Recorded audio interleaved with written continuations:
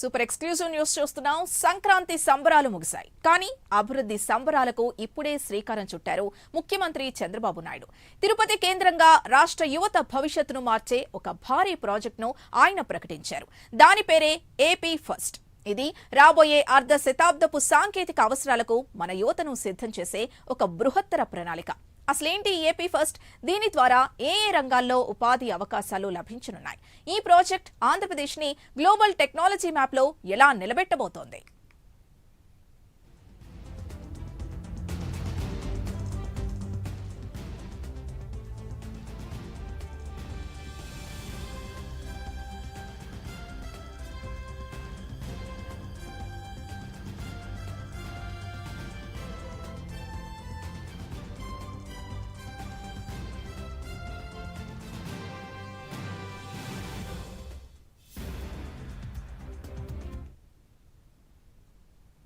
AP first project కి సంబంధించి పూర్తి డీటెయిల్స్ అందించడానికి లైవ్ లో జాయిన్ అవుతున్నారు మా కరెస్పాండెంట్ రవివర్మ. అసలు ఏంటి ఏపీ ఫస్ట్ ప్రాజెక్ట్? దీని ద్వారా ఏ రంగాల్లో ఉపాధి అవకాశాలు పెరగబోతున్నాయి?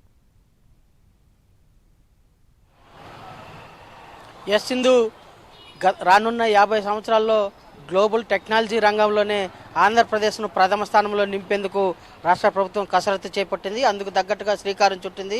నిన్న సంక్రాంతి ఫెస్టివల్స్ పండుగలు ముగిసిన వెంటనే ముఖ్యమంత్రి చంద్రబాబు నాయుడు ఉన్నతాధికారులతో సమీక్షించారు. ముఖ్యంగా టెక్నాలజీ రంగాన్ని అందిపుచ్చుకొని భవిష్యత్తులో అన్ని రంగాల్లో టెక్నాలజీ శాసించే అవకాశం ఉంది కాబట్టి దీన్ని దృష్టిలో ఉంచుకొని రానున్న 50 సంవత్సరాల్లో టెక్నాలజీని అందిపుచ్చుకొని ఆయా రంగాల్లో దాదాపు 10 రంగాల మీద ప్రభుత్వం దృష్టి సారించింది.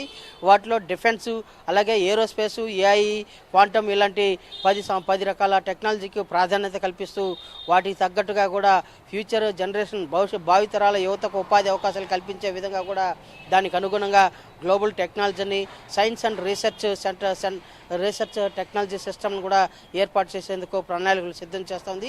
దీని ద్వారా దాదాపు లక్షలాది మంది యువతకు ఉపాధి అవకాశాలు కల్పించే అవకాశం ఉందని చెప్పి కూడా ప్రభుత్వం దృష్టి సారించింది. దానికి తగ్గట్టుగానే కసరత్తు చేస్తూ వస్తూ ఉంది. అధికారులతో నిన్న మొదట సమీక్షించారు.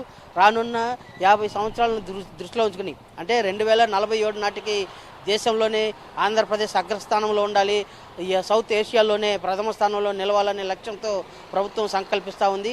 దానికి తగ్గట్టు కూడా శ్రీకారం చుట్టింది.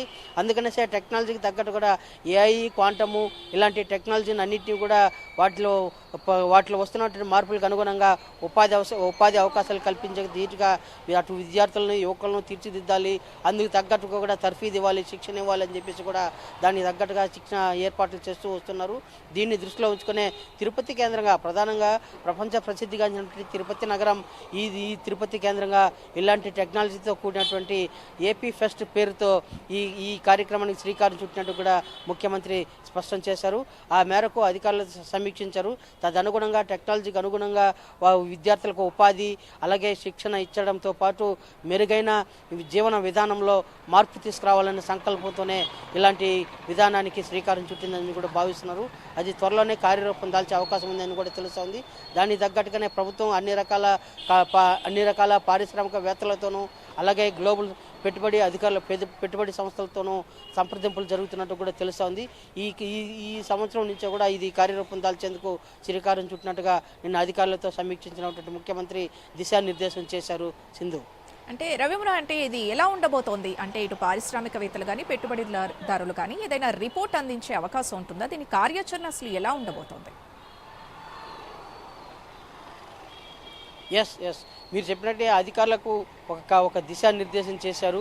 టెక్నాలజీ రంగంలో రానున్న ఏఐ టెక్నాలజీ, క్వాంటము ఇలాంటి ఆధునిక టెక్నాలజీ ద్వారా, అంటే ప్రపంచంలో అన్ని రంగాల్లో టెక్నాలజీ దూసుకుపోతూ ఉంది, అన్ని రంగాలను శాసిస్తూ ఉంది.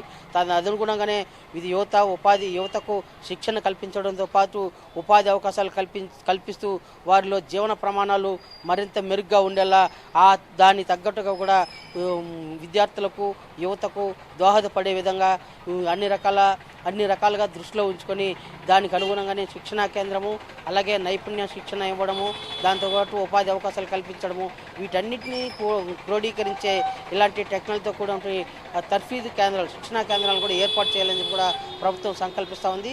అందుకు తగ్గట్టుగా పూర్తి ప్రణాళికలు సిద్ధం చేసి మరో 4 రోజుల్లో ఇవ్వాలని చెప్పి కూడా అధికారులు దిశానిర్దేశం చేశారు.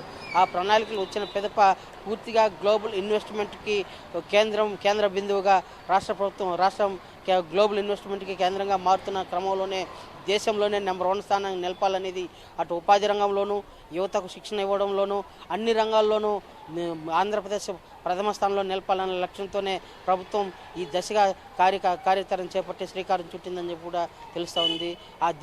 అందుకు తగ్గట్టు కూడా ప్రణాళికలు సిద్ధం చేస్తున్నారు Chandu. Right, thank you Ravi Varma.